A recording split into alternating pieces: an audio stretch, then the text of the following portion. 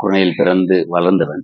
பேராதனை பல்கலைக்கழகத்தில் எம்பிலுக்காக எழுதப்பட்ட நூல்களும் மிகப்பெரியது எனது நூல் என்று நினைக்கிறேன். ஒரு ஆய்வு பல்கலைக்கழகத்தில் PhD செய்வதற்கான வாய்ப்பு கிடைத்தது.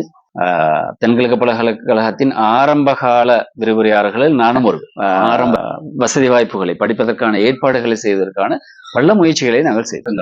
அதுவும் குர்ணை உண்மையில் பெருமைப்படத்தக்க தன்மைகள் கொண்ட ஒரு ஊர் என்று நான் சொல்வேன். நான் வெளியூர்கள் பல ஊர்கள் இருந்தவன்றவை. அந்த தலைப்பில் நான் எழுதினது எப்படி என்றால், குர்ணை ஒரு கல்வி ரீதியாக முன்மாதிரி படுத்துவது எப்படி. ஆனாலும் கண்டியில் உள்ள ஏனைய ஊர்கள் எடுத்து பார்த்தா நாங்க கொஞ்சம் ஓரளவு அல்ஹம்துலில்லாஹ் எங்களுக்கு கொஞ்சம் திருப்திகரமான ரிசல்ட்ஸ்கள் மிக அண்மை காலங்கள்ல. கல்வியினூடாக பணம் சம்பாதித்தல், கல்வியினூடாக ஒரு நல்ல நிலைமைக்கு வார என்ற தன்மை கொஞ்சம் குறைவான விஷயம் என்றால், குர்ணையில Japanese language, Chinese language, Korean language படிப்பிக்கப்படணும். இப்போது ஆக்டிவா இருக்கிறது கிட்டத்தட்ட 15 தான் களத்துல வேலை செய்யற நிறுவனங்களாக இருக்கிற சிலர்களை முழுவதையும் உள்ளடக்கிய ஒரு வேலை திட்டத்துக்கு எங்கள் எல்லாரும் சேர்ந்து போகலாம். சமூக அமைப்பு ஹெல்ப்ஃபுல் ஃபுல் என்றாக்கி சொல்றோம். கஷ்டத்துக்கு உட்பட்டவர்களுக்கு உதவி செய்கின்ற ஒரு நிறுவனம். அல்லாஹ் அவர்கள் ஒரு அங்கத்தினராக அதில் இருந்தார். அந்த வகையில் இந்த குறைகளை இவர்கள் நிவர்த்தி செய்து கொள்வதற்கான ஏதாவது வழிமுறைகள், திட்டமிடல்களுக்கு ஏதாவது இருக்கின்றன? நாங்கள் குர்ணையுடைய கல்வி மேம்பாட்டை மேம்படுத்தணும் என்ற உயர்த்தணும் என்றால் அது 3 வகையான அமைப்புகள் ஒரு சேர இணைந்து வேலை செய்யணும். நாங்க சொல்ற 3 pillars, 3 தூண்கள். எனக்கு ஞாபகத்துக்கு 3 ப்ரோக்ராம் நாங்க செஞ்சோம். பள்ளிவாசலை மையப்படுத்தி செல்ஃப் லேர்னிங் சென்டர்ஸ் உருவாக்கணும். மாணவர்கள் பள்ளியோடு தொடர்பு ஏற்படுத்துவதற்கு ஒரு வழியாக தான். மார்க்கத்துக்கும் சார்ந்த படிப்பு, மார்க்கம் அல்லாத படிப்பு என்ற 2ஆக பிரிக்கிறதுன்றது எங்கட கல்ச்சரல். நல்லவு தரும் என்றால் அது எந்த கல்வியாக இருந்தாலும் அது நல்ல கல்விதான், பயன் தருகிற கல்விதான். குர்ஆனும் ஹதீஸும் எங்களுக்கு சொல்லு. ஹதீஸ் தெளிவாக சொல்லு. முஸ்லிம் சமூகத்துக்கு கிடைத்த ஒரு வரம் தான் இந்த பள்ளி வாயில்கள். இந்த பள்ளி வாயில்களை மையப்படுத்தி ஒரு ப்ரோக்ராம் ஏற்கனவே ஹந்தானையில செஞ்சிருக்கிறோம். இன்னொரு ப்ரோக்ராம் இந்த வருஷம் நாங்க பிளான் பண்ணி கொண்டிருக்கோம். எனவே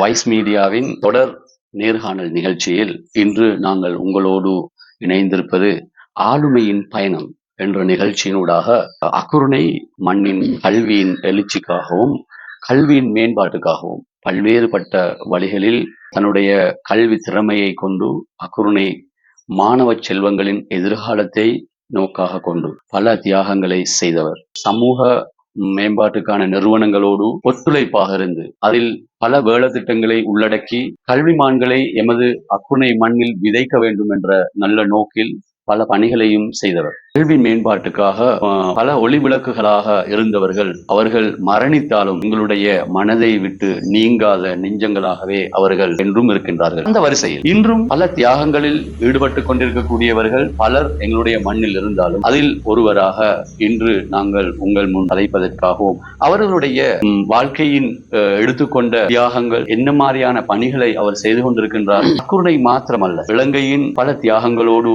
தன்னுடைய பட்டப்படிப்பை இலங்கையின் தென்கிழக்கு பல்கலைக்கழகத்தின் பல துறைகளில் இன்று மேலோங்கி இருக்கும் பலருடைய கல்விக்காக அங்கிருந்து தன்னுடைய தியாகத்தை செய்து கொண்டிருப்பவர் அவர்தான் பேராசிரியர் கலாநிதி அஷேக் மசாஹிர் சார் அவர்களை இன்று உங்கள் முன் கதைப்பதற்காக நாங்கள் அழைத்திருக்கின்றோம். அஸ்ஸலாமு அலைக்கும் வரஹ்மத்துல்லாஹி வபரகாத்துஹு சார். வலைக்கும் அஸ்ஸலாம் வரஹ்மத்துல்லாஹி வபரகாத்துஹு.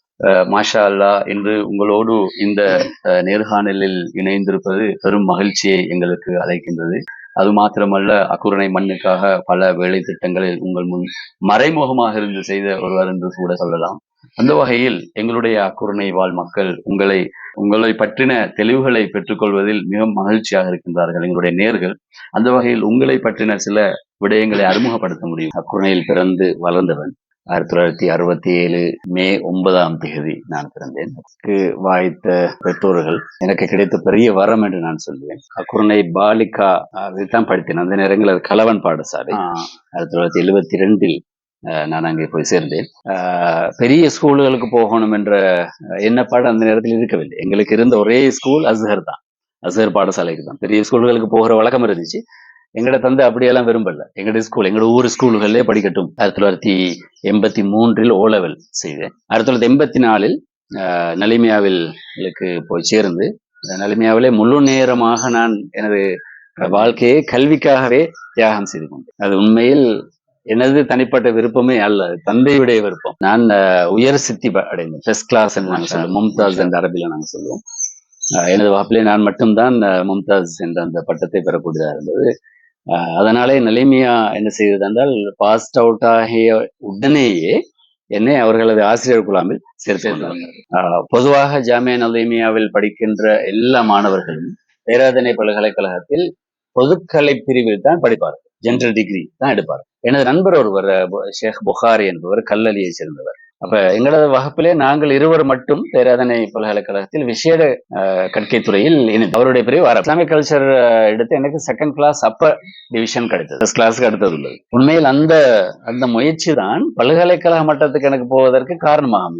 பொதுக்கலைத்துறை எடுத்திருந்து இல்லை கிளாஸ் கிடைத்திருந்தாலும் கூட பல்கலைக்கழகத்துக்கு போக முடியாது. அதனுடைய அந்த ரெக்ரூட்மெண்ட் சிஸ்டத்தின் ஒரு வழியை அமைப்பை ஒரு நண்பனின் வாயிலாக ஏற்படுத்தி தந்தான் என்ற விஷயத்தை நான் இடத்தில் குறித்துக் கொள்ள விரும்புகிறேன். நல்ல நண்பர்கள் வாய்க்கின்ற போது நல்ல வழிகளும் திறந்து விடப்படும் என்று அந்த பேராதனை பல்கலைக்கழகத்திலே பொதுத்தளங்கள் எம்ஃபில் என்று நாங்கள் சொல்வோம். அதனை 2006ஆம் ஆண்டு நிறைவு செய்தேன். அதிலே அரபு தமிழில் வந்த தப்சீர்கள் தொடர்பான ஒரு ஆய்வு அது இலங்கையிலும் தென்னிந்தியாவிலும் போய் அதற்கான தகவல்கள் எல்லாம் சேர்த்து பேராதனை பல்கலைக்கழகத்தில் எம்ஃபில்லுக்காக எழுதப்பட்ட நூல்கள் மிகப்பெரியது எனது நூல் என்று நினைக்கிறேன். கிட்டத்தட்ட 700 சொச்சம் பக்கங்கள் கொண்டது, 711 அல்லது 12 பக்கங்கள் கொண்டு மிகப்பெரிய ஒரு ஆய்வை என்னால் செய்ய முடியுமா இருந்தது. அதுக்கு பெரிய நிறைய பேர் எனக்கு பின்னால துணையாக இருந்தார். அதிலே பாஸ் பண்ணது பிறகு மலேசியாவில் இருக்கின்ற கோலாலம்பூரில் இருக்கின்ற யூனிவர்சிட்டி ஆஃப் மலாயா என்று மிக பழமை வாய்ந்த ஒரு ஆய்வு பல்கலைக்கழகத்தில் PhD செய்வதற்கான வாய்ப்பு கிடைத்தது. 2017ஆம் ஆண்டு எனக்கு அந்த பட்டம் கிடைத்தது. PhD எனது அங்கே இருந்தது. எனக்கு துறையை நான் கொஞ்சம் மாற்றிக்கொண்டேன். தக்காஃபுல் என்ற துறையை நான் எடுத்தேன். இலங்கையிலே முதலாவது தக்காஃபுல் துறையில PhD பெற்றவர் நான் என்ற விஷயத்தை நான் இடத்தில் சொல்லிக்கொள்ள உண்மையிலே ஒரு எங்களுடைய குருணை மண்ணுக்கு ஒரு பெருமைக்குரிய ஒரு விடயம். அந்த மாதிரியான துறைகளை தெரிவு செய்து இன்று ஒரு கல்வி துறையில் அவ்வாறு ஏன் நோங்கி நிற்பது என்பது ஒரு உண்மையில் வரவேற்கத்தக்க விடயம் தான். ஜாமியா நலீமியாவிலே அசிஸ்டன்ட் லெக்சரர் என்ற போஸ்ட் எனக்கு கிடைத்தது. கிட்டத்தட்ட 4.5 வருடங்கள் அங்கே நான் பணியாற்றினேன். என்னை உருவாக்கிய இடம் என்றதனால் எனக்கு அங்கே பணியாற்றுவது என்பது ஒரு பெரிய வரமாக இருந்தது. என்னை உருவாக்கியவர்களுள் நான் மிகவும் மதிக்கின்றவர் கலாநிதி MAM ஷுக்ரி ரஹிமஹுல்லா, பிறகு உஸ்தாத் MA மன்சூர், உஸ்தாத் அகார், உஸ்தாத் அய்யூப் அலி, இந்த மாதிரியான ஆட்கள்கிட்ட படிக்க கிடைத்தது என்பதே ஒரு பெரிய பாக்கியமாக நான் கருதுவதோடு, பின்னர் கலாநிதி அஷ்ரப் ரஹிமஹுல்லா, அந்த நேரத்தில் அட்டாளச்சேனையில் தான் தென்கிழக்கு பல்கலைக்கழகம் ஆரம்பம் செய்யப்பட்டது. விரிவுரையாளர்கள் போல் பண்ணியிருந்தார்கள் பத்திரிகையிலே. நான் அப்ளை பண்ணேன். நான் ஏற்கனவே சொன்ன மாதிரி ஸ்பெஷல் டிகிரி இன் கிளாஸும் இருந்ததுனால என்னால் அப்ளை பண்ணக்கூடிய தகுதி எனக்கு இருந்தான். நிலைமையாவில் இருக்கிற போதே நான் அந்த அப்ளிகேஷனை போட்டேன். அதிலே நான் தெரிவு செய்யப்பட்டேன். தென்கிழக்கு பல்கலைக்கழகத்தின் ஆரம்ப கால விரிவுரையாளர்களில் நானும் ஒரு ஆரம்பத்தில் 1995 நவம்பர் 1ஆம் தேதி எனது appointment date, first appointment date. 1998 நிரந்தர விரிவுரையாளராக மாறி 2006ஆம் ஆண்டு சிரேஷ்ட விரிவுரையாளர் தரம் 2க்கு போய், பிறகு 2012ஆம் ஆண்டு சிரேஷ்ட விரிவுரையாளர் தரம் 1க்காகி 2019ஆம் ஆண்டு ஆகிற போது பேராசிரியராக மாறி. பேராசிரியர் என்றுதான் அந்த தரத்தில் இருக்கிற உயர்ந்த தரம். மேல் அந்த பேராசிரியர் ஆகுவது என்பது கல்வியோடு தொடர்பானதல்ல, எக்ஸ்பீரியன்ஸோடு தொடர்பானது. அது பெரும்பாலும் ஆய்வுகள், சமூகத்துக்கான பங்களிப்புகள், நாட்டுக்கான பங்களிப்பு, பல்கலைக்கழகத்துக்கான பங்களிப்பு, பிறகு எங்களது கல்வி தகமைகளுடைய அதிகரிப்பு, PhD போன்றதுகள்.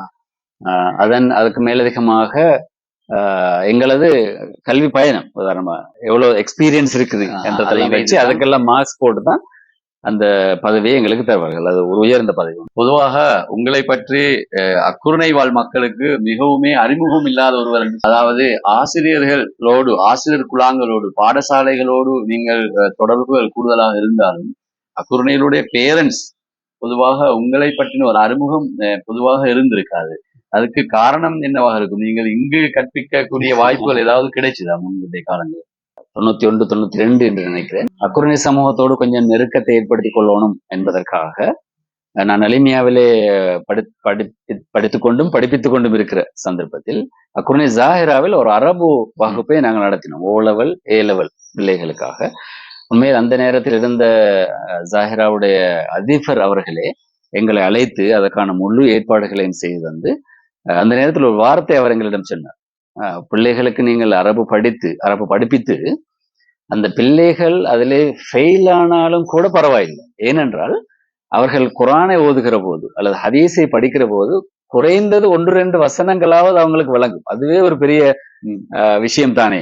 ஃபெயில் ஆனாலும் கூட பரவாயில்ல, நீங்க படிப்பீங்க என்ற ஒரு நல்ல ஒரு ஊக்குவிப்போண்டு எங்களுக்கு தந்தார். அவர் இடத்தை தந்தது போல. அப்ப அந்த காலகட்டத்தில் நினைக்கிறேன் 2-3 வருஷங்கள் நினைக்கிறேன் பல்கலைக்கழகத்துக்கு போகும் வரையும் அந்த கிளாஸை நானும் இன்னும் சில அக்குரனை சேர்ந்த நலிமிகளும் சேர்ந்து செய்தோம். அதனால பெரிய ஒரு மாற்றமும் ஏற்பட்டுச்சு. தாஹிரால இருந்து சில மாணவிகள் பல்கலைக்கழகத்துக்கு போனாங்க. அரபு பாடத்தை எடுத்ததன் காரணமா, அரபில இருந்த நல்ல ரிசல்ட்ஸ் எடுத்ததன் காரணமா போகக்கூடியதாக இருந்தது. இப்போது அவர்கள் டீச்சர்ஸ்களாக இருக்கிறாங்க. 1984 நான் நலிமியாவுக்கு போனதிலிருந்து இன்று வரையும் ஊரை விட்டு வெளியே தான் எனது தொழில் அமைந்திருக்கிறது. ஏற்கனவே சொன்னது பாரு, நலிமியாவில் 7 வருடங்கள் படித்து 4.5 வருடங்கள் அங்கே விரிவுரையாளராக இருந்து 95ஆம் ஆண்டிலிருந்து இதுவரை கிட்டத்தட்ட 30 வருஷங்கள் கிழக்கு பகுதியிலே குறிப்பாக ஒளிவில் பல்கலைக்கழகத்திலே தொடர்ந்தும் சேவையாற்றிக் கொண்டிருக்கிறேன். எனவே இந்த ஊரோடுள்ள தொடர்பு, ஊருக்குள்ளே சில வேலை திட்டங்களை செய்தாலும் போல கூட ஊரோடுள்ள தொடர்பு மிகவும் குறைந்திருக்கிறது என்பதை நானும் ஏற்றுக்கொள்கிறேன். தெரியாமல் இருப்பது நியாயங்கள் இருக்கின்றன. அது மாத்திரமல்ல, நீங்கள் பொதுவாக அக்குரணையில் பொது நிறுவனங்களோடு தொடர்பாக இருப்பதனை நாங்கள் பொதுவான அக்குரணை கல்வி மேம்பாட்டுக்காக செயற்படக்கூடிய செயற்பாட்டாளர்களுக்கு பொதுவாகவே தெரியும். பொதுவாக என்னென்ன மாதிரியான நிறுவனங்களோடு நீங்கள் டச்சா இருக்கிறீர்கள்? நீங்களாக தனியாக உருவாக்கப்பட்ட ஏதாவது நிறுவனங்கள் இருக்கிறதா? பொது நிறுவனம் அக்குரணையின் கல்வி வளர்ச்சி அல்லது மேம்பாடு உயர்ந்த நிலையில் வர வேண்டும் என்ற ஆசை, ஆர்வம் எல்லோருக்கும் இருக்கும். என்னை கொண்டு பலருக்கும் இருக்குது. 2002-3 நாளுகள் என்று நான் நினைக்கிறேன். அந்த நேரத்தில் உங்களுக்கு எல்லாம் தெரிந்திருக்கும் போதே இஸ்ரா என்ற ஒரு நிறுவனம் அக்குரணையிலே கேள்விப்பட்டேன். அந்த நிறுவனம் அக்குரணையிலே இயங்கிய ஒரு வெற்றிகரமான நிறுவனம் என்று நான் சொல்லுவேன். பலர் எங்களோடு இணைந்திருந்தார்கள். டாக்டர் மரீனா எங்களோடு இருந்தாங்க, டாக்டர் ஜியாத் இருந்தாங்க. அதுல மிக முக்கியமாக ஆசிரியர்களை வலுப்படுத்துவதற்கான சில முயற்சிகளை நாங்கள் செய்தோம். நிறைய ப்ரோக்ராம்ஸ் அதனோட ஆசையாக கிடைத்தது. குறிப்பாக மாணவர்கள், அதிலும் வறுமை கோட்டுக்கு கீழே இருக்கிற மாணவர்கள் அல்லது ஏழை மாணவர்கள், இந்த மாதிரியான மாணவர்களை தனியாக இனம் கண்டு சில தனிநபர்களோடு தொடர்புபடுத்திவிட்டு அவர்களுக்கான வசதி வாய்ப்புகளை, படிப்பதற்கான ஏற்பாடுகளை செய்வதற்கான பல முயற்சிகளை நாங்கள் செய்தோம். அது உண்மையில் வெற்றிகரமாக அமைந்தது. ஒரு சில மாணவர்கள் இன்றும் எனக்கு ஞாபகம் வருகிறது. அப்படிப்படுத்தவர்கள் பெரிய இடங்கள் இப்போது இருக்கிறார், பெரிய உயர்ந்த ஸ்தானங்களில் இருக்கிறார்கள். அந்த நேரங்கள் அந்த முயற்சி அவர்களுக்கு கொடுபடாமல் இருந்திருந்தால் சில போது அவர்கள் கல்வியை இடைநடுவிலே விட்டிருப்பார். எனக்கு ஒருவர் இப்போது மனசிலே வருகிறார் என்றாலும் அது வெளிப்படையாக சொல்வது பொருத்தமில்லை என்று நினைக்கிறேன். அந்த உதவி பெற்றவர் என்ற அடிப்படையிலே இப்போது அவர் ஒரு வெளிநாட்டிலே ஒரு நல்ல ஒரு உயர்ந்த பதவியில இருந்து பெரிய சேவைகளை ஆற்றிக்கொண்டு அவரும் இந்த கல்வி சேவைகளில் மும்முரமாக ஈடுபடுகிற ஒருவராக. இலங்கையில் இருக்கக்கூடிய எத்தனையோ பிராந்தியங்கள் இருக்கக்கூடிய உதவியை நாடுபவர்களுக்கு திறந்த மனம் கொண்டு கொடுக்கக்கூடிய எத்தனையோ செல்வந்தர்கள் இன்றும் இருக்கிறார்கள். நிச்சயமா அவர்கள் பெற்ற அந்த உதவியை தானும் இன்னொரு உதவி செய்யணும் என்றுதான் உண்மையிலே அவ்வாறான நோக்கங்கள் வருகின்றன. குரணை உண்மையில் பெருமைப்படத்தக்க தன்மைகள் கொண்ட ஒரு ஊர் என்று நான் சொல்வேன். நான் வெளியூர்கள் பல ஊர்கள் இருந்த வகையில் அக்குரணைக்கு இருக்கின்ற சிறப்பு தன்மை எங்களது பல வேலை திட்டங்களுக்கு உதவுகின்ற மனப்பான்மை கொண்டவர்கள் என்ற வகையில் நாங்கள் பெருமைப்பட முடியும். இது எல்லா ஊர்களுக்கும் உரியதல்ல. உண்மையில் நிச்சயமாக இந்த விடயங்களில் மிகவும் முன்முருஷமாக எங்களுடைய அக்குரணை மக்கள் செயற்பட்டு கொண்டிருக்கிறார்கள். அதை இன்னும் நீடிக்க வேண்டும். அது இடைநடுவில் நிறுத்தி விடாமல் உண்மையில் அவர்களை நம்பி எத்தனையோ குடும்பங்கள் வாழ்ந்து கொண்டு இருக்கின்றது கூட சொல்லலாம். இன்னொரு விடயத்தின் கல்வி ரீதியாக அக்குரணையை வளப்படுத்துவதற்கான முயற்சிகளுள் உங்களுக்கு ஞாபகம் இருக்கும், நியூஸ் வீவ் என்ற ஒரு மாதாந்த பத்திரிகை அக்குரணையிலிருந்து வெளிவந்தது. 2007, 8, 9 என்று நான் நினைக்கிறேன். அந்த காலங்கள் எனக்கு ஒரு பொறுப்பு தந்திருந்தார்கள். அதுக்கு பொறுப்பாக இருந்தவர்கள் அக்குரணையை ஒரு முன்மாதிரி மிக்க ஊராக மாற்றுவதற்கான திட்டங்கள் என்ன என்றுதான் அதனுடைய அக்குரணை ஒரு முன்மாதிரி கிராமம் மாதிரி எனக்கு ஞாபகம். அந்த தலைப்புல நான் எழுதினது எப்படி என்றால், அக்குரணை ஒரு கல்வி ரீதியாக முன்மாதிரி படுத்துவது எப்படி, உயர்ந்த ஒரு சமூகமாக ஒரு ஊராக மாற்றணும் என்றால் கல்வியில ஒரு பெரிய மாற்றத்தை கொண்டு வரணும். அது வெறுமனே ஒரு ஃபார்மல் எடுகேஷன் மட்டுமல்ல. ஃபார்மல் எடுகேஷன் ஸ்கூல் எடுகேஷன் அல்லது கேம்பஸ்க்கு போறதோ என்றது மட்டுமல்ல. டெக்னிக்கல் ரீதியான எடுகேஷன், அது ஒரு ப்ரொஃபஷனல் எடுகேஷன், ரிலிஜியஸ் எடுகேஷன், இது எல்லாத்தையும் சேர்த்து இந்த அக்குரணை வளர்க்கப்படணும் என்ற ஒரு திட்டமிடலுடையும் அந்த நேரத்தில் போட்டேன். அந்த அந்த காலத்தில் எழுதின ஒரு ஆர்டிக்கல். பிறகு அதுக்கு பிறகு 2014-15 எல்லாம் அசேடாவோடு எனக்கு ஒரு உறவு ஏற்பட்டுச்சு. அசேடா ஆரம்பிக்கப்பட்ட காலம் 2014-15 தான். அந்த காலகட்டங்கள் தான். அக்குரணை ஜமியத்துல்லமா உடைய அனுசரணையோடு அக்குரணில் உள்ள படித்தவர்களும் படித்த பணக்காரர்களும் இணைந்து உருவாக்கிய ஒரு நிறுவனம் அது. Assembly for social and educational development of Akurana இங்கு கொண்டிருக்க ஒரு நல்ல நிறுவனம். இப்போதும் நான் அதனோடு மிக நெருக்கமாக இருக்கேன். உண்மையிலே அசேடா நிறுவனத்தை பொறுத்த வகையில் இன்றும் அக்குரணையில் உள்ள ஆசிரியர்கள் போற்றுறார்கள். ஏனென்றால் அசேடாவுடைய பணிகள் இன்னும் சிறப்பாக தொடர்ந்து கொண்டிருக்கின்றன. அது இன்னும் விரிவுபடுத்தினால் மிகவும் மேலோங்கி செல்லும் என்று நாங்கள் நினைக்கின்றோம். உண்மையில் அக்குரணையில் தொடராக ஒவ்வொரு பொது நிறுவனங்களும் பொது விடயங்களில் ஈடுபடக்கூடிய எத்தனையோ விடயங்கள் தொடர்ச்சியாக இருந்து கொண்டுதான் வருகின்றது. அது உண்மையில் அக்குரணைக்கு கிடைத்த வரம் என்று கூட சொல்லலாம். ஒரு ஊர்களில் சிலது ஆரம்பிக்கப்பட்டு ஒரு குறுகிய காலத்துக்குள் நிறுத்திவிடப்படுகின்றன. அது இயங்கக்கூடியவர்கள் ஆரோக்கியமாக இயங்காதனால் அது இடைநிறுத்தப்பட்டு அதனால் எந்த பயனும் அளிக்காமல் கூட போகின்றன. பல ஊர்களில் அது அவ்வாறான நிகழ்வு நடக்கின்றன. ஆனால் எங்களோட அக்குரணையை பொறுத்தவரை எந்த ஒரு நிறுவனம் வந்தாலும் அது தொடர்ச்சியாக இயங்கிக் கொண்டு போவது அல்லது அதனுடைய பெயர் மாற்றப்பட்டு அதனுடைய அங்கத்தவர்கள் மாற்றப்பட்டு அழகான முறையில் கட்டமைத்து செயற்பட்டு கொண்டு போறது எங்களுக்கு காணக்கூடியதாக இருக்கின்றது. அக்குரணையுடைய மாணவ செல்வங்களின் கல்வி துறைகள் எவ்வாறு மேலோங்கி போகின்றது இப்போதைய நிலைமை? அக்குரணை பிரதேசத்துக்குள் மொத்தமாக 18 தமிழ் பேசுகின்ற தமிழ் மொழி மூலமான பாடசாலை, ஒரு பாடசாலை தமிழ் பாடசாலை, 5 வந்து A level இருக்குது, மற்றது வந்து A level-ம் O level-ம் 9,000 சொச்சம் பிள்ளைகள் படிக்க அக்குரணை மாதிரியே இருக்கிற வேறு ஊர்கள் ஒப்பிட்டு பார்க்கிற நேரம், அதையும் அக்குரணையும் ஒப்பிட்டு பார்க்கிற நேரம் எங்களுக்கு கொஞ்சம் கவலையாகிங்க. ஏன்னா அதுகள் நல்லா ஒர்க் பண்றாங்க, நல்ல ரிசல்ட்ஸ் ப்ரொடியூஸ் பண்றாங்க, நிறைய யூனிவர்சிட்டிக்கு போறாங்க. அப்படி ஒரு தன்மையை நாங்க பாக்குறோம். அதே மாதிரி நீங்க ட்ரிங்கோ எடுத்து பார்த்தாலும் அவசரமாக அவங்க முன்னேறி வராங்க கல்வியில. கெண்டியை விட்டுட்டு கொஞ்சம் வெளியே போய் இந்த மாவனல்ல பக்கம் அதுகளை பாத்தீங்க, மாவனல்ல பத்ரியா அல்லது மாவனல்ல ஜாகிரா இதுகளோட ரிசல்ட்ஸ் நீங்க எடுத்து பார்த்தாலும் எங்களை விட தரம் கூடியதாக இருக்கிறத பார்க்கலாம். அப்படி ஒப்பிட்டு பார்த்தால் இன்னும் எங்களோட பிள்ளைகளுக்கு அறிவு கொடுக்கப்படணும், இன்னும் ரிசல்ட்ஸ் டெவலப்மெண்ட் வரணும் என்று மாதிரி எங்களுக்கு விளங்கு.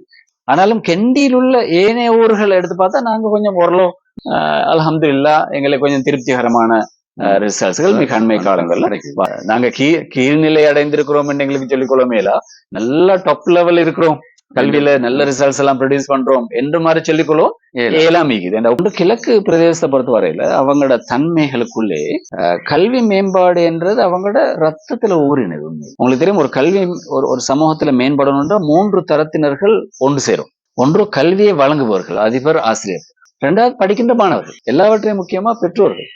எந்த பிள்ளைகள் படிப்பினூடாக மேலுக்கு வரணும் என்ற எண்ணப்பாடு கொண்டவர்களா இருக்கணும். இது இங்க இருக்கா என்றது கொஞ்சம் கேள்விக்குறி. எங்களுடைய பெற்றோர்கள் எல்லோருடையும் இந்த எண்ணம் இருக்கா? படிக்கிற மாணவர்கள் எல்லோருடையும் அந்த தன்மைகள் இருக்குதா? எங்களோட பாய்ஸ் நீங்க யோசிச்சு பார்த்தாலே எங்களுக்கு வழங்குறோம், சொல்றதுக்கு சொல்லல, ஆனால் ஃபேக்டா சொல்றோம். உண்மையில சிறந்த ரிசல்ட்டை வந்து ப்ரொடியூஸ் பண்ற வந்து பொதுவாக பெண் பிள்ளைகள் சொல்ல முடியும். அது ஒரு கவலையான விடயம். சந்தோஷம் இருந்தாலும் அதுக்குள்ளால் ஒரு கவலை இருக்கக்கூடிய ஒரு விடயம். ஆசிரியர்கள் பெரும்பாலும் அதை ஒரு கவலையாக சமூக மட்டத்தில் பேரண்ட்ஸ் மீட்டிங்களில் கூட பல இடங்களில் சொல்வதுண்டு ஆசிரியர்கள். அதோடு நான் சொன்ன அந்த காரணத்துக்கு மேல இருக்குமா, எங்களுக்கும் எங்களோடு ஒப்பிடுகிற போது அந்த 3 தரத்தினரும் ஒன்று சேர்ந்து உழைக்கிறார்கள் என்ற காரணத்துக்கு மேலதிகமா அக்குரணைக்கு இருக்கிற சில பலவீனங்கள் என்று நான் சொல்லலாம் என்று நினைக்கிறேன். சொல் பொருத்தமான தெரியல. நாங்கள் நீண்ட காலமாக வர்த்தகர்களாக இருந்தவர்கள். இப்ப மிக அண்மை காலங்களில் வெளிநாட்டு தொழில் நாங்கள் கூடுதலாக ஈடுபடுவார்கள். இப்ப ஜப்பான்ல போய் பார்த்தா, யூகேல போய் பார்த்தா, அமெரிக்கால சில இடங்களில் போய் பார்த்தா எங்களுக்கென்றே சில பகுதிகள் ஒதுக்கப்பட்டிருக்கு. பெரும்பான்மையான மக்கள் அக்குரணை மக்களாக இருக்கிறார்கள். வெளியூரில் உள்ளவர்கள் கூட சொல்லுவார்கள், இங்கெல்லாம் போனா அக்குரணை மக்களை தான் காண்பார்கள். அப்ப அதனால எங்களுக்கு மிக இலகுவாக அல்லது மிக தாராளமாக பணம் வந்து சேருகிறது. சம்பாதிப்பதற்கான இலகுவான வழியாக வர்த்தகம், அதுக்கு பிறகு வெளிநாட்டு தொழில் என்று ஆனதனால கல்வியினூடாக பணம் சம்பாதித்தல், கல்வியினூடாக ஒரு நல்ல நிலைமைக்கு வர என்ற தன்மை கொஞ்சம் குறைவாயிருக்கு. அது சின்ன தொகை. உண்மையில் ஒரு வாழ்வாதாரத்துக்கு மிக தாராளமாக வாழ்வதற்கான வசதிகள் இல்லை. பல்கலைக்கழக மட்டத்தில் இருக்கிறவர்கள் கூட இந்த குறைபாடு இருக்குது. உயர் கல்வியை கற்பிப்பவர்கள் கூட இந்த பிரச்சனை இருக்குது. அப்படி இருக்கிறதுனால படிக்கின்ற மாணவர்கள் பார்க்கிறார்கள், நாங்கள் படித்து பல்கலைக்கழகத்துக்கு போய் வந்து என்ன தொழில் செய்ய போகிறோம். அந்த தொழில் கிடைக்கின்ற வருமானம் என்ன என்று பார்க்கிற போதோ அவர்கள் யோசிக்கிறார்கள், இதெல்லாம் விட்டுட்டு நாங்க வெளிநாடுகளுக்கு போனா இது போதாமை சம்பாதித்து விடலாம். அதாவது மற்றவர்களோட ஒப்பிட்டு பார்க்கும்போது அவர்களுக்கு அது போதாமை என்று நினைக்கின்றார்கள். நாங்க முந்தி காலங்கள் எங்கள்கிட்ட ஏதாவது இன்ஜினியர் ஆகணும், டாக்டர் ஆகணும், அல்லது வேற ஏதாவது துறையில மேலுக்கு போகணும் என்று நாங்க சொல்லுவோம். அந்த தன்மை இப்ப ஆண் பிள்ளைகளிடம் குறைந்து விடும். அது காரணம் இந்த வெளிநாட்டு முகம், வெளிநாட்டிலிருந்து வருகிற காசியோட அளவு தொகை கூடி இருப்பதும் காரணமா இருக்கு. வசேடா ஊடாக நாங்க சொல்ற ஒரு விஷயம் என்றால், அக்குர்ணையில Japanese language, Chinese language, Korean language படிப்பிக்கப்படணும், இங்கிலீஷ் நல்லா கொடுக்கப்படணும் பிள்ளைகளுக்கு. அதனூடாக பிள்ளைகள் போகட்டும். எந்த தொழில்துறையை தெரிவு செய்தாலும் அதில் ஏதாவது ஒரு சான்றிதழோடு அதுல ஒரு பட்டம் எடுத்து ஒரு மனித ஒருத்தர் முன்னுக்கு போகாரா இருந்தாலும் அவர்களுக்கு ஃபியூச்சரோட கட்டாயமா இருக்குது. அப்ப எனவே இந்த எங்கடாக்கள் அதுல கவனம் செலுத்துற குறவு மாதிரி எனக்கு படுது. எங்கட பிள்ளைகள் குறைஞ்சது சின்ன ஒரு காலத்துல படிக்கக்கூடிய ஒரு ப்ரொஃபஷனல் அல்லது டெக்னிக்கல் சர்டிபிகேட்டோட அரசாங்கத்துடைய அங்கீகாரம் உள்ள சர்டிபிகேட்டா இருக்கணும். அது கட்டாயமாக வெளிநாடுகளுக்கு போறா இருந்தா போனால் அவர்களுக்கு கௌரவமான வாழ்க்கை மட்டுமல்ல, இதை விட பெரிய சலுகைகளை அவங்களுக்கு அடைய முடியும். நல்ல உதாரணம் நான் சொல்றேன். எனக்கு நேரடி தகவல் உண்டு. இது நியூசிலாந்துல ஆக்லாந்து என்ற ஒரு பிரதேசம், ஒரு பெரிய ஒரு ஏரியா. அவர் சொன்னார், அதை சொல்லி போட்டு இங்க வந்து பாருங்க, நீங்க எங்க பெரும்பான்மை இனத்தினவர்கள் தாராளமாக இருக்கிறாங்க, ஏராளமான தொகையினர் அங்க ஒர்க் பண்ணி கொண்டு. எப்படி ஒர்க் பண்ணி வந்திருக்கிறாங்கன்னா, இப்படி சின்ன சின்ன சர்டிபிகேட் எடுத்துக்கொண்டு வந்து அவங்களோட ஃபேமிலியோட இருக்கிறாங்க, எல்லோரும் சேர்ந்து நல்லா சம்பாதிக்கிறாங்க. வெளிநாடுகளுக்கு போறவர்கள் இதை பெரிதளவு சிந்திப்பதில்லை. இன்றைய மாணவர்கள் அவர்கள் நினைத்துக் கொண்டிருக்கின்றார்கள், வெளிநாடுக்கு போய் ஏதாவது ஒரு தொழிலை தேடிக்கொண்டால் எனக்கு பணம் சம்பாதிக்கலாம் என்று. தான் ஒரு பயிற்சியை எடுத்துக்கொண்டு அங்கு போனால் இன்னொரு தியாகம் ஏதோ அடிப்படையில் ஏதோ ஒன்றை செஞ்சால் அது அவர்களுக்கு குடும்பங்கள் உதவி செய்யறதுக்கு, அவங்களுக்கு பண வசதி இல்லைன்னு சொன்னால் பொது நிறுவனங்கள் இருக்குது. இந்த இடங்களில் போய் தன்னுடைய கோரிக்கையை முன்வைக்கும் போது கட்டாயம் உதவி செய்வதற்கு அவர்கள் என்றும் காத்திருக்கு. வெறும் பணம் வருவது மட்டுமல்ல, இவ்விடத்தில் நாங்கள் பார்க்க வேண்டியது கௌரவமாக தொழில் செய்வது. ஆமாம் ஆமாம், கட்டாயம். அதாவது பிறருக்கு அடிமைப்படாமல் மிகவும் கௌரவமாக மதிப்போடு அந்த தொழிலை செய்ய முடியும் என்றதும் ஒரு செல்வாக்குகளை பெற்றிருப்பார், பண வசதிகளையும் பெற்றிருப்பார். தனியாவே ஒரு தொழிலை ஆரம்பிக்கக்கூடிய அளவுக்கு வாய்ப்புகள் கிடைக்கும். நீங்க சொல்ற அந்த கருத்துக்கு மேலதிகமா அப்படி தொழில்துறையில அனுபவங்களோடு இலங்கைக்கு திரும்பி வருகின்ற போது அது நாட்டுக்கும் நலன் கொடுக்கிறதா மாறும். நாடு முன்னேறுவதற்கும் அது பிரயோசனமாக, நாட்டுக்கு ஒரு பங்களிப்பு செய்வதற்கும் ஒரு வாய்ப்பாக அது இவர்களுக்கு பயன்படும். இந்த பொது நிறுவனங்கள் கல்விக்காக மாத்திரம் இயங்கக்கூடிய நிறுவனங்களில் முன்னிடம் வகிக்கக்கூடிய நிறுவனங்கள் எது? இந்த நிறுவனங்களில் எத்தனை நிறுவனங்கள் இருக்கின்றன? அரசாங்க அங்கீகார செக்யூலர் படியே இருக்கிற 2 அமைப்புகள் பாடசாலையுடைய அபிவிருத்தியில் பங்களிப்பு செய்வார். அதே மாதிரி SDEC என்று சொல்லக்கூடிய அபிவிருத்தி சங்கம், அதிகாரபூர்வ சட்டபூர்வமாகவே அவர்கள் உள்ளுக்கு ஒர்க் பண்ணக்கூடிய ஒரு அமைப்பு இருக்கு. இருந்து ஒழுங்காக வேலை செய்கிறார்களா என்ற ஒரு கேள்வி எங்களுக்கு வருகிறது. சில பாடசாலைகள் மிகவும் சிறப்பாக SDEC OBA OGA இருக்கிற அதே நேரம் சில பாடசாலைகள் மிகவும் மந்தகதியில் இருப்பதையும், சில பாடசாலைகள் மொத்தமாக SDECயோ அல்லது இவர்களோ இல்லாத நிலைமை பேரளவில் இருப்பவர்களும் இருப்பதை பார்க்கிறோம். அக்குர்ணையில் கிட்டத்தட்ட எனக்கு தெரிந்தவர்கள் 24 நிறுவனங்கள். சில போது அதனுடைய இலக்கே கல்வி மேம்படுத்துதல் அல்லது இலக்குகள் ஒன்று கல்வி மேம்படுத்துதல். அப்படிக்குமே இப்போது ஆக்டிவா இருக்கிறது கிட்டத்தட்ட 15 தான் களத்துல வேலை செய்யற நிறுவனங்களாக இருக்கு. இந்த ஆக்டிவாக இயங்குகிற இந்த நிறுவனங்களுக்குள்ளால் நான் பார்க்கிற சில பலவீனங்கள் இருக்கு. நாங்க சொல்ற CBO, கம்யூனிட்டி பேஸ்ட் ஆர்கனைசேஷன்ஸ், சமூகமயப்பட்ட சமூகத்துக்காக பாடுபடுகிற நிறுவனங்கள் அமைப்பு. அம்ப்ரெல்லா ஆர்கனைசேஷன் நாங்க சொல்லுமே, ஒரு பெரிய நிறுவனம், அதுக்கு கீழே இந்த 24 நிறுவனங்கள். அப்படி மாதிரி ஒரு ஒருமுகப்பட்ட ஒரு அமைப்பொன்று நாங்க அக்குர்ணையில காணல இதுவரை. அக்குர்ணை முழுவதையும் உள்ளடக்கிய ஒரு வேலை திட்டத்துக்கு எங்க எல்லாரும் சேர்ந்து போகலாம். அப்படி போக முடியாம காரணம் நாங்க பிரிந்திருப்பது. 24 அமைப்புகளுக்கும் கல்வி ரீதியாக வேலை செய்யற நேரம் அவங்களுக்கு ஒரு பகுதி இருக்கும். உதாரணமா ஒரு குரூப் சில நேரங்கள்ல மொழி மேம்பாட்டுக்காக உழைப்பாங்க, சிலாக்கள் மெட்ஸ கணித துறையை வளர்ப்பதற்கு இருப்பார், சிலாக்கள் IT துறையை வளர்ப்பதற்கு பாடுபடுவாங்க. அப்ப இந்த ரிப்பிட்டேஷன் அல்லது ஒரே விஷயத்த பலர் செய்யறதை இல்லாமக்கிறதுக்கு இந்த ஒன்றாக இணைந்து செய்யறது முக்கியமான. அப்ப அந்த மாதிரி திட்டமிடலோட ஆய்வுபூர்வமாக எல்லாரும் ஈடுபடுறாங்களா என்ற ஒரு கேள்வியும் என்கிட்ட இருக்கு. இதில் பல அனுபவசாலிகள் இருப்பார். நிச்சயமா இந்த அனுபவசாலிகள் ஒரு நிறுவனத்தில் இருக்கும் போது மற்ற அமைப்புக்கு ஒரு கோரிக்கையை விடுக்கலாம். எல்லாருக்கும் ஒரு சிறந்த அனுபவத்தை பெற்றுக்கொண்டு சில ஆலோசனைகளை பெற்றுக்கொண்டு அவர்களுடைய பெயரை வைத்து அவர்கள் செய்து கொண்டு போகிறார். நிச்சயமா இது ஒரு என்னுடைய வேலையை அவர் பெயர் போட்டுக் கொள்வது, அவருடைய வேலையை நான் பெயர் போட்டுக் கொள்ள விரும்புகிறேன்றது இல்லை. என்ன விட நீங்க சொன்னது போல இது எல்லோரும் செய்வது அல்லாஹ்வுக்காக தான். எல்லாரும் இஹ்லாஸோட தான் இதில் ஈடுபடுறார். அதனாலதான் அல்லாஹால அதுக்கு நல்ல விளைவுகளையும் எங்களுக்கு காலோட்டத்துல தந்து கொண்டே இருக்கிறார். நபி அவர்கள் நபி ஆகிறதுக்கு முன்னுக்கே மக்கால் ஒரு சமூக அமைப்பு இருந்து ஹெல்ப்ஃபுல் ஃபுல் என்றாக்கி சொல்றோம். கஷ்டத்துக்கு உட்பட்டவர்களுக்கு உதவி செய்கின்ற ஒரு நிறுவனம். ஸல்லல்லாஹு அலைஹி வஸல்லம் அவர்கள் ஒரு அங்கத்தினராக அதில் இருந்தார். அப்ப என்னடா அந்த சமூக பணி என்றது அவரும் விரும்பின பணி. ஸல்லல்லாஹு அலைஹி வஸல்லம் அவர்களோட நபித்துவம் என்பதே சமூக பணி தான். வேற சொன்னாலும் எங்களுக்கு ஒரு ஒற்றுமையும் புரிந்துணர்வும் திட்டமிடலும் இருக்கிற போது அதாவது கிடைக்கிற பிரயோசனம் மிக பெருசாக இருக்கும். நிச்சயமாக எல்லா நிறுவனங்களையும் போல ஒரு சிலர் தான் பிரதேசியாக இருக்கிறார். ஒரே நபர்கள் பல நிறுவனங்கள் அவர்களாக போய் இணைவதில்லை. அதுல என்னென்றால் சிலர் இருக்கின்றார்கள் சமூகத்துக்காகவே தன்னை அர்ப்பணித்துக் கொண்டிருக்கக்கூடியவர்கள் அக்குறை மண்ணில் இருக்கின்றார்கள்.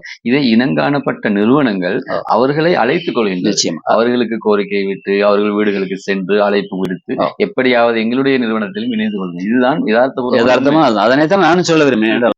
அவர்கள் உண்மையிலே நீங்கள் சொல்லுவது போல் பல தியாகங்களுக்கு மத்தியில் தங்களது நேரத்தை, தங்களது உழைப்பை, தங்களது காசை, எல்லாவற்றையும் குடும்பத்தை கூட புறக்கணித்து விட்டு, சில போது குடும்பத்தை கூட பேலன்ஸ் பண்ணி கொள்ள இயலாம அதனை புறக்கணித்து விட்டு கூட அந்த மட்டத்துக்கு கூட அவர்கள் உழைக்கிறார்கள். இதுல நாங்க இன்னொரு பாதி எடுக்கணும்னா ஏன் இவர்கள் இதுல ஈடுபடுறாங்க இல்ல. அதிலும் குறிப்பா நான் பாக்குற ஒரு விஷயம், இளைய தலைமுறையினர் 30 வயசுக்கு மேற்பட்டவர்கள் பெரும்பாலும் இருப்பாங்க. அப்ப அதுக்கு முன்னுக்குள்ள இளைஞர்கள் எங்கே? அதில் இருக்கக்கூடிய இணைப்பாளர்கள் கொஞ்சம் தேடுதல் முயற்சியில் ஈடுபடலாம். அவர்களை எவ்வாறு சரி இணைத்துக் கொள்ளலாம். இணைத்துக் கொண்டு பயணிக்கும் போது இந்த சமூக பணி என்பது தொடர்ந்து கொண்டே போகும். இளைய தலைமுறையினர் ஒரு இடத்தை வைத்துக் கொண்டு அவர்களை ட்ரெயின் பண்ண வேண்டிய தேவை. 20, 22, 23 வயசு உள்ளவர்களை அவர்கள் கூட்டி அரவணைத்துக் கொண்டு புதிய தலைமுறையினர் பழைய தலைமுறையினரை விட பல விஷயங்களில் அட்வான்ஸ் ஆகும். சோசியல் மீடியா அவங்களோட கையில் இருக்கு. ஒரு 5 நிமிஷத்துல செஞ்சு எடுத்துருவாங்க ஒரு கூகுள் ஃபார்ம். பழையவர்களுக்கு கூகுள் ஃபார்ம் என்றா என்னென்று தெரியாம அந்த மனப்பாங்கு வருகிற போதுதான் அடுத்த லேயரும் தயாராக இருப்பாங்க. அந்த வகையில் இந்த குறைகளை இவர்கள்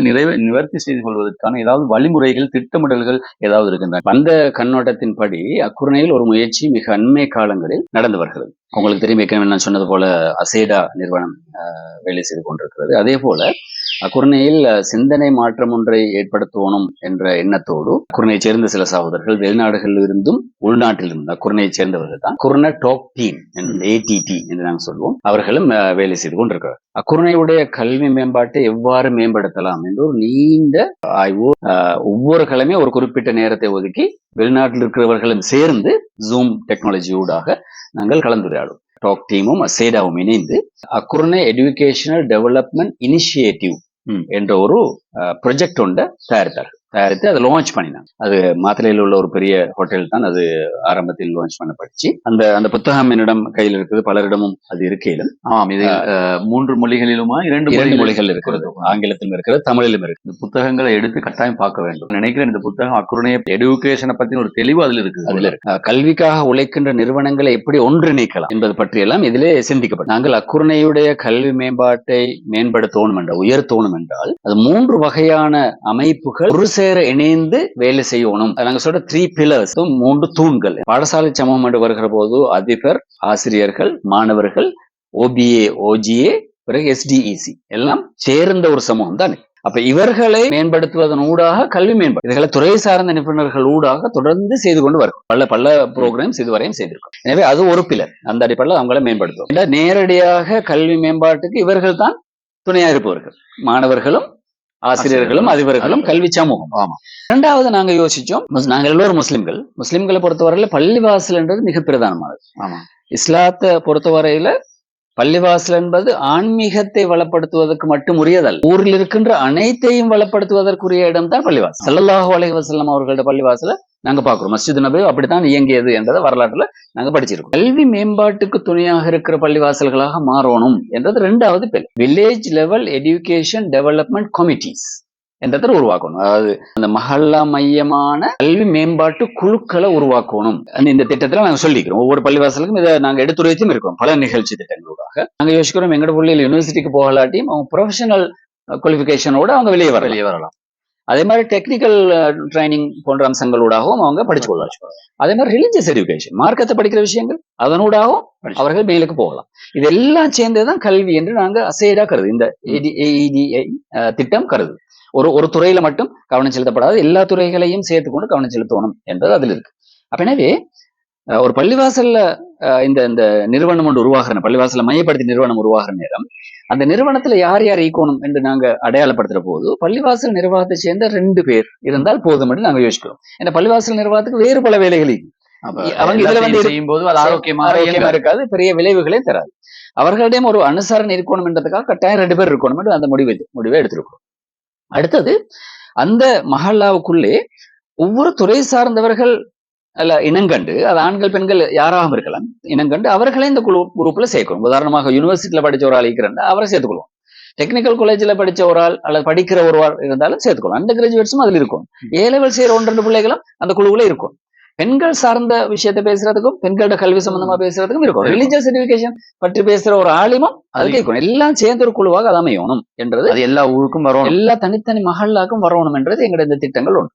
இது சம்பந்தமா எல்லா பள்ளிவாசல்களுக்கு நாங்க அவேர்னஸ் கொடுத்துருக்கோம். எல்லா பள்ளிவாசலுக்கும் ஒரு சேர கொடுத்துக்கிறோம். அக்குரணை பள்ளிவாசல் சம்மேளனம் 84 பள்ளிவாசல்கள் இணைந்து அந்த சம்மேளனத்துல பிரதிநிதிகளை நாங்க கூப்பிட்டு, எனக்கு ஞாபகத்தில் இருக்க மாதிரி 3 ப்ரோக்ராம் நாங்க செஞ்சோம். அப்ப அதுவும் இந்த அசேடாவு கீழே நடக்கிறது, அசேடாவு கீழே அந்த ப்ரொஜெக்ட் கீழே செய்யற வேலை. பள்ளிவாசலை மையப்படுத்தி செல்ஃப் லேர்னிங் சென்டர்ஸ் உருவாக்கணும். ஒரு ஜும்மா பள்ளியில பெரிய இடப்பரப்பு இருக்கு எங்களுக்கு. ஆனால் அந்த இடப்பரப்போட பயன்பாடு சும்மா ஒரு நேரத்துல மட்டும்தான், ஒரு 3-4 ஹவருக்குள்ளாலதான் அந்த அந்த முழு ஏரியாவும் பயன்படுத்தப்படும். ஏனைய நேரங்களில் சும்மாதான் கிடக்கும், எந்த பயன்பாடும் இல்லாம இருக்கும். அப்ப எனவே அந்த வள வீண் விரயம் ஒன்றும் இதுக்குள்ள இருக்கு. அவன பெரிய பள்ளிவாசலை கட்டி பெரிய பயன்பாடுகள் அதுல இருக்கா என்று கேட்டா, ஆண் பிள்ளைகள் பொதுவாக நாங்க அந்த ஆண் பிள்ளைகள் படிக்கிறதுல ஒரு இருக்குதானே, அதுதானே உண்மையும் கூட. படிக்கிறதுக்கான செல்ஃபா இருந்து படிக்கிறதுக்கான அமைப்புகள் உருவாக்கப்படும். அவங்க மகரிப் தொழுகைக்காக வரும், இஷா தொழுகையும் அவங்க அங்கேயே தொழுவார்கள். 9-9:30 மணி வரை பள்ளிவாசலுக்குள்ளே இருந்து அவர்கள் மீட்டல்களையோ அவர்களது ஹோம்ஒர்க்ஸ்களையோ அல்லது வேறு படிப்புகளையோ அதை கண்காணிப்பதற்கு அந்த குழுவிலிருந்து யாராலும் ஒருவர் அந்த முழு நேரமாக அந்த பள்ளிவாசலை அவர்களோடு இருப்பார்கள். மாணவர்கள் பள்ளியோடு தொடர்பு ஏற்படுத்துவதற்கு ஒரு வழியாக இது அமைந்திருக்கு. ஒரு ஆன்மீக சூழல் ஒன்றும் மாணவர்களுக்கு வருவதை பார்க்கும். ஒழுக்கம் சார்ந்த ஒரு சூழல். பள்ளிவாசலுக்கு போய் படிக்கிற ஒரு நிலைமை ஒன்று வந்தா பலரும் படிக்கிறவர்கள் வந்திருப்பார். டவுட்ஸ் ஏதாவது வந்தா ஷேர் பண்றதுக்கு, கிளியர் பண்ணி கொடுறதுக்கு, எல்லாத்தையும் மற்றவர்களோடு பகிர்ந்து கொள்வதற்கு வாய்ப்பு கிடைக்கும். ஒரு ஆண் பிள்ளையும் அங்கே வந்திருப்பார், தாஹராவில் படிக்கிறவரும் வந்திருப்பார். அக்குர்ணைக்கு வெளியே போய் வெஸ்ட்வுட்ல படிக்கிற ஒருவர் அல்லது என்தனிஸ்ல படிக்கிற ஒருவரும் அந்த மஹல்லாவை சேர்ந்தவராக இருந்தால் அவரும் வருவார். மேலதிகமாக கிடைக்கிற ஒரு பிரயோசனம் இது எங்கேயுமே கிடைக்காது. பள்ளிவாசல்ல இது அமைச்சா மட்டும்தான் இந்த வாய்ப்பு கிடைக்கும். குருணையில் ஒரு சில கிராமங்களில் இது நடைமுறைப்படுத்தப்பட்டுக் கொண்டிருக்கின்றது நான் நினைக்கிறேன். முன்மாதிரி கிராமமாக இருக்கக்கூடிய மல்வானஹின்னை கிராமத்தில் இது இடம்பெற்றுள்ளது. பள்ளி வாயிலில் எல்லா பாடங்களுக்குமான பயிற்சிகள் கொடுக்கப்படுகின்றது, வைக்கப்பட்டு அதுக்கு பொறியான பொறுப்பு அமைப்புல அழகான முறையில் நடத்தப்படும். அது ஒரு அசேடாவுடைய ஒரு திட்டம் தான். ஸ்மார்ட் வில்லேஜ் கன்செப்ட் என்ற ஒரு அமைப்பில் மல்வானஹின்னையை தெரிவு செய்து பள்ளிவாசலில் ஒரு நூல் நிலையம் இருக்கிறது. ஒரு பெரிய விஷயம் உண்மை. இந்த EID கல்வி அமைப்பு உருவாகணும், அதனோட பள்ளிவாசல் படிப்பதற்குரிய இடமாக மாறும். நபி ஸல்லல்லாஹு அலைஹி வஸல்லம் அவர்களோட காலத்துல திண்ணை தோழர்கள் என்ற ஒரு குழுவினர்கள் பள்ளிவாசலோடு இருந்தார்கள். அவர்கள் ஸல்லல்லாஹு அலைஹி வஸல்லம் அவர்களிருந்து படித்துக் கொள்ளணும் என்ற எண்ணத்தோடு இருந்தவர். ஒரு இடத்தில் தங்கி இருந்து படிக்கின்ற புரோகிராம நபி அவர்களோட காலத்துல இந்த திண்ணை தோழர்கள் செய்து கொண்டிருந்தார்கள். திண்ணை தோழர்கள் என்றது பள்ளிவாசல் திண்ணையிலே இருந்து படிப்பதற்காக பயன்படுத்துவது. அது இஸ்லாமிய வழிமுறையும் கூட. உலக கல்வியையும் நாங்கள் கட்டாயம் கொடுக்க வேண்டும். ஆன்மீக கல்வி, உலக கல்வி இரண்டும் இணைந்து வரும்போதுதான் ஒரு பூரணமான ஒரு வாலிபன் உருவாகும், பெண்மணி உருவாகும். ஒரு சிறந்த ஒரு தாயை உருவாக்குவதற்கு ஒரு பள்ளி ஒரு பாசறையாக அமைய வேண்டும். உலகத்துக்குரிய கல்வி, இது மறுமைக்குரிய கல்வி என்று பிரிப்பது கிடையாது. எல்லாமே மறுமைக்குரிய கல்வி தான். அறிஞர்கள் பலரை நீங்க பாத்தீங்கன்னா, தபரி உதாரணம், தபரி தஃப்சீர் துறையில் ஒரு மிகச்சிறந்த தஃப்சீர் ஆசிரியர். அவர் ஒரு வரலாற்று பேராசிரியரும் கூட. வரலாறு என்றது அவர் வேறொரு துறையாக பார்க்கல, அதுவும் இஸ்லாத்துக்குரிய துறை. மார்க்கத்துக்கும் சார்ந்த படிப்பு, மார்க்கம் அல்லாத படிப்பு என்ற 2ஆக பிரிக்கிறது என்றது எங்கட கல்ச்சரல். நல்லவு தரும் என்றால் அது எந்த கல்வியாக இருந்தாலும் அது நல்ல கல்விதான், பயன் தருகிற கல்விதான். குர்ஆனும் ஹதீஸும் எங்களுக்கு சொல்றது. ஹதீஸ் தெளிவாகவே சொல்லும். மர்மையில பிரயோசனம் தரக்கூடிய 3 விஷயங்களை சொல்றேன் ரசூலுல்லாஹ். இல்முன் யுன்தஃபஉ பிஹி, பயன் தரக்கூடிய அறிவு. இந்த அறிவுன்றது மார்க்க அறிவு மட்டும் குறிக்கிறது, பொதுவான அறிவு எதுவாக இருந்தாலும் சரி. இப்ப IT சம்பந்தமான விஷயங்கள், AI பிழையாகவும் பயன்படுத்தப்படலாம், ஆனால் மிகவும் நல்ல முறையில பயன்படுத்தப்படுவது சமூகத்தினுடைய அக்குரணையின் மாத்திரமல்ல வெளி ஊர்களிலும் இதை செயல்படுத்தலாம். இதற்குரிய தெளிவுகளை அறிஞர்களோடு சில கல்விமான்களோடு ஒத்துழைத்து அவர்களுடைய உதவிகளை பெற்றுக்கொண்டு இதுக்கான ஒரு ஆரோக்கியமான ஒரு குழுவை அமைத்து எல்லா ஊர்களையும் செயற்படுத்தினால் எங்களுடைய முஸ்லிம் சமூகத்துக்கு கிடைத்த ஒரு வரம் தான் இந்த பள்ளி வாயில்கள். இந்த பள்ளி வாயில்களை மையப்படுத்தி எங்களுடைய சமூகத்தை கட்டியெழுப்பும். வாலிபர்கள் செறிந்து வாழக்கூடிய ஊர்களில் பல குழப்படிகள், பல பிரச்சனைகள் இருந்து கொண்டு இருக்கின்றன. ஆனா அதை ஒரு ஆரோக்கியப்படுத்துவதற்கு இது ஒரு சிறந்த ஒரு வழிமுறையாக அமையும் இன்ஷா அல்லாஹ். நிச்சயமா. 3வது பகுதி AEDI என்று சொல்லுகிற அக்குர்ணை எஜுகேஷனல் டெவலப்மெண்ட் இனிஷியேட்டிவ் என்ற இந்த ப்ராஜெக்டுடைய 3வது பகுதி என்னவென்றால், நாங்கள் ஏற்கனவே பேசியதுதான், கல்விக்காக, கல்வி மேம்பாட்டுக்காக உழைக்கின்ற நிறுவனங்களை ஒருமுகப்படுத்துவது, ஒற்றுமைப்படுத்துவது. அல்லது ஒரு ஒரு ப்ரொஜெக்டுக்குள்ளால கொண்டு வர அதுக்கு நிறைய வேலை திட்டங்கள் நாங்கள் ஏற்கனவே செய்திருக்கிறோம். ஒவ்வொரு 3 மாதத்துக்கு ஒரு முறை அந்த நிறுவனங்கள் ஒவ்வொன்றும் தலைமையேற்று அதற்கான மீட்டிங்ஸ்கள் நடத்துவார்கள்.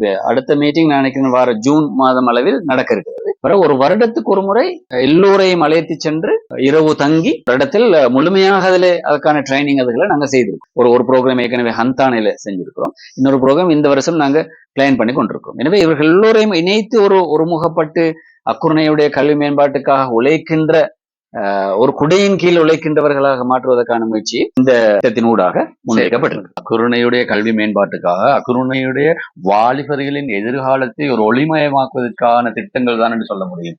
இவ்வாறு பலரும் பல வகையில் உழைத்துக் கொண்டுதான் இருக்கின்றார்கள். அக்குருணை வாழ் சமூகமே, நீங்கள் விழிப்புணர்வு வர வேண்டும். இவ்வாறானவர்களுக்கு ஒத்துழைப்பு வர வேண்டும். ஒரு உந்து சக்தியாக நாங்கள் ஒவ்வொருவரும் செயற்பட வேண்டும். அங்கத்தவர்கள் குறையும் பட்சத்தில் நாங்கள் துணிச்சலாக நின்று நானும் முன் வந்து இந்த செயல் திட்டங்களில் ஈடுபடுகிறேன் என்ற முக்கியமாக இளைஞர்கள் அவர்களை தூண்ட வேண்டும். பெற்றோர்கள் இந்த செயல் திட்டங்களோடு நீங்களும் சேர்ந்து பயணிக்க வேண்டும். முன்மாதிரியான நகரமாக நாங்கள் மாற்ற வேண்டும் என்றால் ஒரு சிறந்த கல்வி திட்டம், கல்வி அமைப்பு எங்களுடைய நகரங்களில் மேனோங்க வேண்டும் என்பதுதான் உண்மையான தெளிவான உண்மை.